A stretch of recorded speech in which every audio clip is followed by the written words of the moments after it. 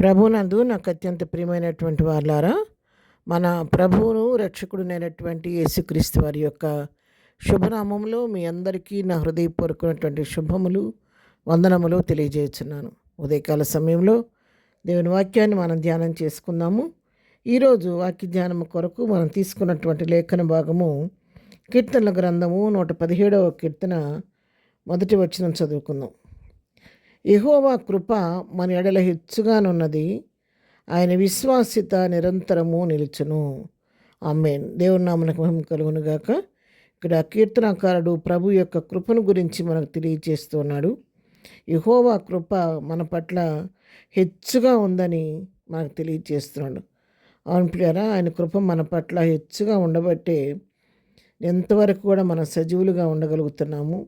ఎన్నో అవిధేయతలు, దోషాలు, అపరాధాలు మనలో ఉన్నప్పటికి కూడా అనేక రీతులుగా మనం తప్పిపోతున్నప్పుడు కూడా ఎప్పటికప్పుడు క్షమించబడుతూ ఇంకా సజీవంగా ఉన్నామంటే ఆయన కృపను బట్టి మనల్ని జ్ఞాపకం చేసుకోబట్టి. ఆయన కృప లేకపోతే ఒక క్షణము కూడా మనం జీవించలేము. ఎదురవుతున్న అన్ని పరిస్థితుల్లో మనం తాడుకో నిలబడగలుగుతున్నామంటే దేవుని కృప నిజముగా మన పట్ల హెచ్చుగా ఉండబట్టే ఆ విధంగా మనం జీవించగలుగుతున్నాం. ఆయన విశ్వాస్యత నిరంతరము నిలుచును. అవును, ప్రభువు మన పట్ల చూపించే ఆ విశ్వాస్యత కూడా ఎడతెగకుండా అది నిరంతరము నిలిచేటువంటి విశ్వాస్యతను ప్రభువు మన పట్ల కనబరుస్తూ ఉన్నాడు. అటువంటి విశ్వాస్యతను మన పట్ల ప్రభు నిరంతరం కనబరుస్తున్న దాన్ని బట్టి, ఆయన కృప మన పట్ల హెచ్చుగా ఉన్న దాన్ని బట్టి మనం చేయాలంటే యెహోవాను స్తుతించాలి. సర్వజనులారా ఆయనను కొనియాడుడి, యెహోవాను స్తుతించుడని కీర్తనాకారుడు చెప్పినట్లుగా ప్రభు అయోగ్యులమైనటువంటి నా పట్ల మన అందరి పట్ల చూపుతున్నటువంటి కృపను బట్టి మనం ఏం చేయాలంటే ప్రభువుని స్తుతించాలి, కొనియాడాలి.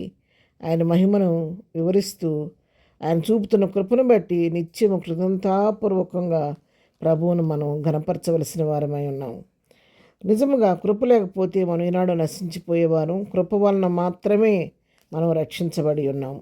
అపోస్తలుడైన పౌలు ఎఫెసీయులకు రాసిన పత్రిక 2వ అధ్యాయము 5వ వచనం మనం చదువుకుంటే, మనము మన అపరాధముల చేత చచ్చిన వారమై ఉండినప్పుడు సైతము మన ఎడల చూపిన తన మహాప్రేమ చేత మనలను క్రీస్తు కూడా బ్రతికించెను. కృపచేత మీరు రక్షింపబడి ఉన్నారు. ఆమేన్. అవును ప్రియులారా, కేవలం కృప చేతనే మనం రక్షించబడ్డాము. కృప అనే పదము ఏ మనుషులకు వర్తించేది కాదు. అది కేవలము దేవునికి మాత్రమే ఉపయోగించవలసిన పదము. కృప అనేది అర్హత లేని వారికి, అయోగ్యులైనటువంటి వారికి ప్రతిఫలం ఆశించకుండా ప్రభువు చూపించిన ఉచితమైనటువంటి ప్రేమ. ఆ ప్రేమను బట్టి మాత్రమే ఈరోజు నేను రక్షించబడి ఆయన కుమారులుగా, కుమార్తెలుగా అంగీకరించబడ్డాం. మనం ఇంకనూ పాపమై ఉండగానే ప్రభు మన పట్ల తన ప్రేమను వెల్లడి చేసి మన కొరకు ఆయన బలియాగమైపోయి చివరి రక్త బిందు వరకు నీ కొరకు నా కొరకు కార్చి ఆయన చేసిన విమోచన కార్యం ద్వారా మన పాపాలకు క్షమాపణ కలిగింది. ఆయన పొందిన దెబ్బల వలన నీకు నాకు స్వస్థత కలుగుతుంది. ఆ రోజున ప్రభు అలాంటి ఎనలేని ప్రేమను, ప్రతిఫలం ఆశించని ప్రేమను నీ పట్ల నా పట్ల కనపరచబట్టే ఆ కృపను బట్టి మాత్రమే మనం రక్షించబడ్డాం. కానీ లేకపోతే వాస్తవంగా మన అపరాధముల చేత మనం చనిపోవలసిన వారు, మరణం పొందవలసిన శిక్షను మన ప్రభువు పొంది ఆ మరణ శిక్ష నుంచి మనం విడిపించి మన మరణంలో నుంచి జీవంలోనికి దాటించాడు, చీకట్లో నుంచి వెలుగులోకి దాటించాడు. అటు దేవుని కృపను నిత్యం మనం జ్ఞాపకం చేసుకుంటూ ఆ ప్రభువును ఘనపరచవలసిన వారమై ప్రభువును మహింపరచవలసిన వారంగా మనము ఉన్నాము. అందుకే భక్తుడు చెప్తున్నాడు, అపోస్తలుడైన పౌలు తిమోతికి రాసిన 2వ పత్రిక 2వ అధ్యాయం 1వ వచనం చూస్తే, నా కుమారుడా క్రీస్తు యేసునందున్న కృపచేత బలవంతుడు కమ్ము.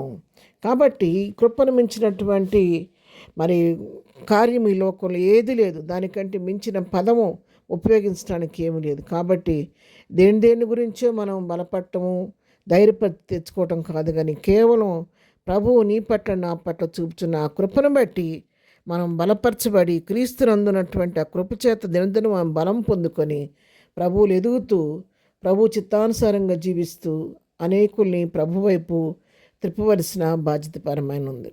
అటు విధంగా ప్రభు కృపను అనుదినము అనుభవిస్తూ బలపడుతూ ప్రభుకి ఇష్టలుగా ఈ లోకంలో జీవిద్దాం. ప్రార్థన.